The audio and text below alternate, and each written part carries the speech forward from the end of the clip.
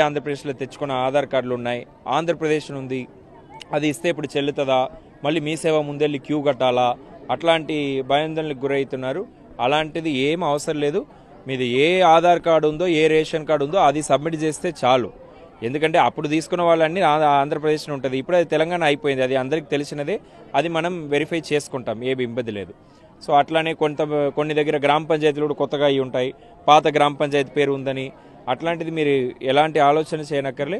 మీ దగ్గర ఉన్న ఆధార్ కార్డు, మీ దగ్గర ఉన్న రేషన్ కార్డు సబ్మిట్ చేస్తే సరిపోతుంది. ఇన్కమ్ సర్టిఫికేటు, కమ్యూనిటీ సర్టిఫికేట్ అలాంటిది మనం ఈ స్టేజ్లో అడగట్లేదు, అందులోనే అడుగుతున్నాం. మీ ఆదాయం ఎంత, కులం ఎంతను మనం అడుగుతున్నాం, కానీ సర్టిఫికేట్స్ అడగట్లేదు. సో అది దానికి కూడా ఎక్కడ కూడా ఇన్కమ్ సర్టిఫికేట్కి క్యూ కట్టడం అలాంటిది అవసరం లేదు. సో మీరు ఫస్ట్ అప్లికేషన్ ఇచ్చేసేయండి, డేటాబేస్లో ఎంటర్ చేస్తాం.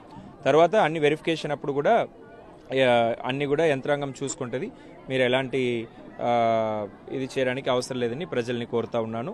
ఈ స్వర్ణ అవకాశాన్ని మీరు అందరు కూడా వినియోగించుకొని దరఖాస్తుల్ని సమర్పించవలసిందిగా కోరుతున్నాను.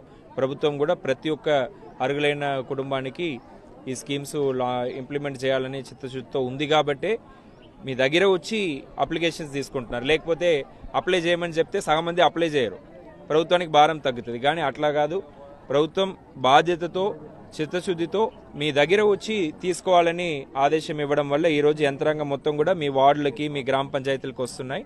ఈ అవకాశాన్ని మీరు సద్వినియోగం చేసుకోవాలని కోరుతున్నాను.